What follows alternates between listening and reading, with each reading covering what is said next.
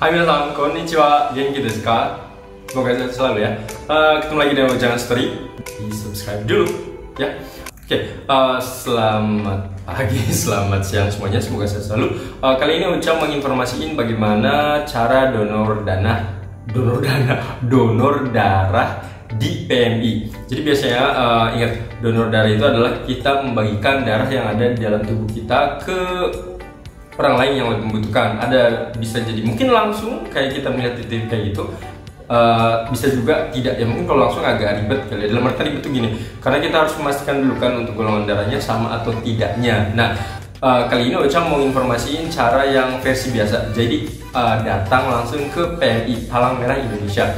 Beberapa waktu lalu, ini yang kedua kalinya ya. Hari ini Ojang barusan ke PMI yang di daerah Bekasi, dan Ojang seperti biasa rutin untuk melakukan donor darah. Kenapa? Karena dulu ketika orang tua Ojang sakit, itu ada orang lain yang bersedia membantu Ojang, dan Ojang pikir kenapa Ojang enggak gitu, dan akhirnya Ojang pikir oke, harus mulai dirutinkan.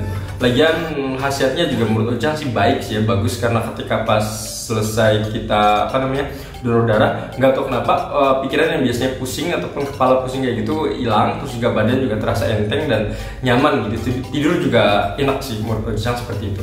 Dan caranya seperti apa? Yang pertama adalah kalian datang ke PMI terdekat, bilang bahwa kalian mau donor darah. Nanti akan ditanyakan ya, apakah donor darahnya itu untuk seseorang ataukah sukarela. Kenapa? Karena kalau misalnya sukarela, mungkin kita akan istilahnya ya si darah itu gitu nanti diserahkan ke siapapun tuh bebas gitu menurut PMI-nya. Tapi ketika misalnya kita mau ke seseorang, kita pastikan ke siapa, namanya siapa. Ya nanti mereka akan tahu kok biasanya.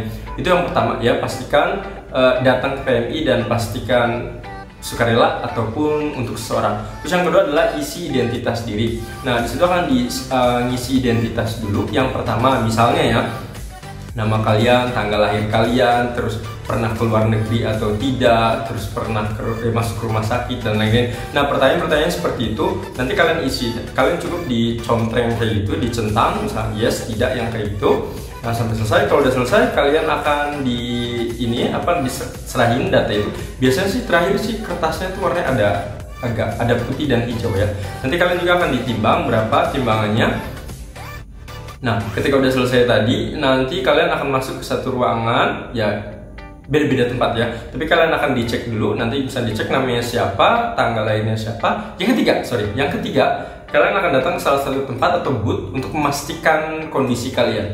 Jadi di bagian ketiga ini kalian akan ditanya namanya siapa, golongan darahnya apa. Mungkin awal-awal nanya-nanya biasa saja, tapi sebenarnya ada atau dokter ataupun petugasnya itu ngecek darah kita juga ya. Ujang kalau nggak salah tuh di bagian ini nih, di sini ya. Jadi pakai alatnya yang kayak gitu, cukup kaget sih, tapi nggak sakit juga ya. Sakit sih sebenarnya dikit ya. Jadi nanti dicek di sini darahnya, nanti dikeluarin, nanti ditutup lagi pakai kayak alkohol kayak gitu biar darahnya ya membeku ya, seperti itu. Ditanyain terus misalnya apa pernah keluar negeri dan lain-lain, terus ya pokoknya pertanyaan terkait dengan kesehatan kita, apakah minum obat ini kayak mungkin obat-obatan tertentu kali ya dari dokter ataupun yang lain. Kalau bisa nggak minum obat, paling minum vitamin C seperti itu, katanya nggak ada masalah.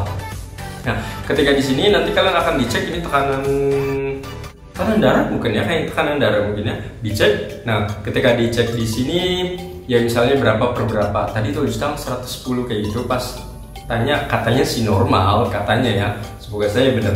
Nah, ketika udah selesai di sini, nanti Ujang diminta untuk cuci tangan. Jadi cuci tangan dari daerah sini sampai ujung sini ya, nanti pakai sabun dan sampai bersih. Kenapa? Karena kita nggak tahu nanti yang dipakai yang sebelah kanan kah atau yang sebelah kiri kah. Nanti yang pasti untuk dibersihin dulu semuanya.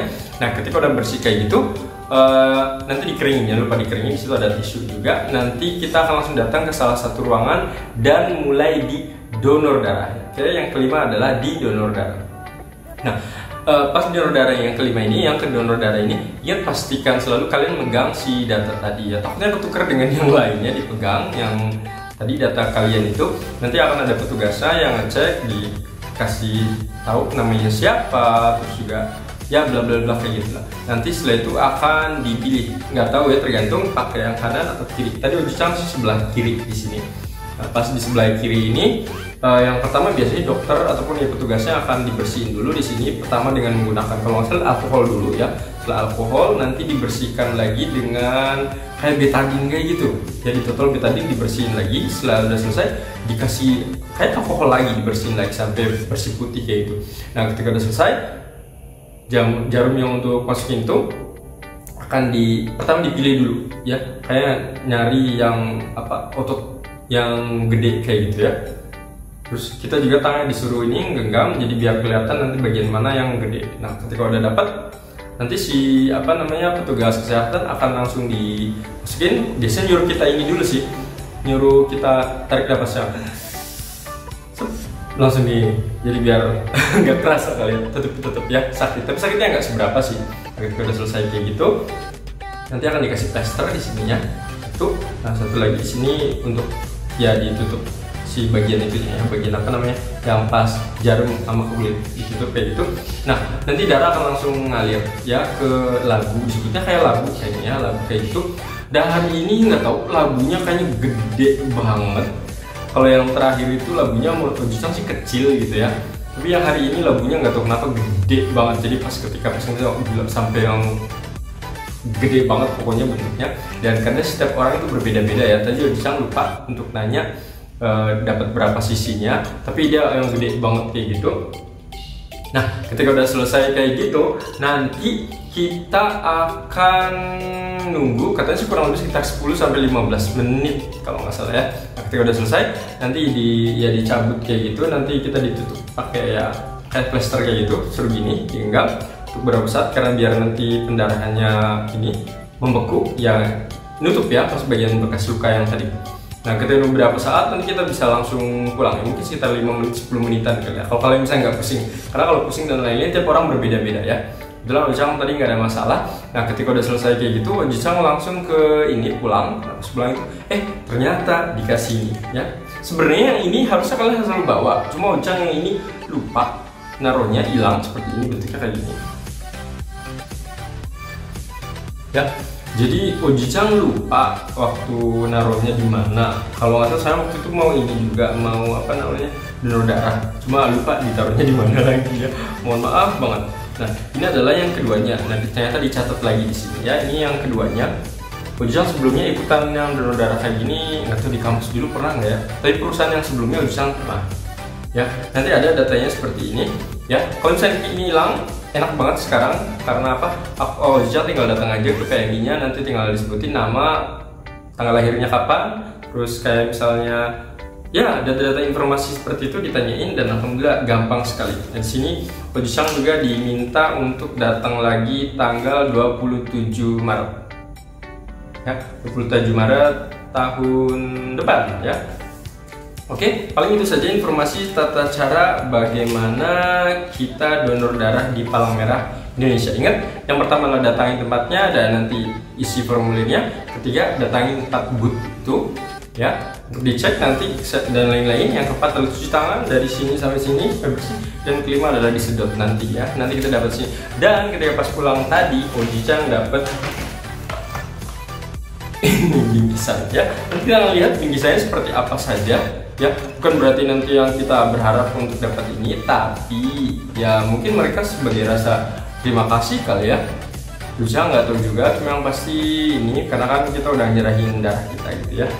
Mungkin yang rasa terima kasih dari PMI. Mungkin PMI-nya juga bisa jadi dananya ini dari masyarakat juga, karena kalau nggak salah ya, nggak tahu bener tidaknya, jadi orang yang ngambil darah itu katanya ada kayak semacam uang buat untuk transportasi. Dan menurut Ojicang yang masuk akal, karena tadi buat kayak istilahnya Ojicang datang situ kan nyumbangin, dan rasa terima kasihnya berupa seperti ini. Tapi mungkin nggak ada masalah kali ya, karena istilahnya menyelamatkan nyawa orang ya, mungkin berapa puluh ribu, Ojicang nggak tahu juga sih ya.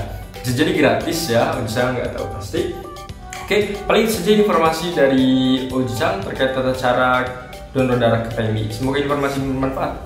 Minasan, sayonara. Hai, tambahan lagi. Jadi pas tadi Ojicang ini donor darah itu pas bagian terakhirnya itu, tahu nggak? Jadi ketika pas donor darah pas mau dicabut itu kan dipotong dulu tuh selangnya, dipotong selangnya.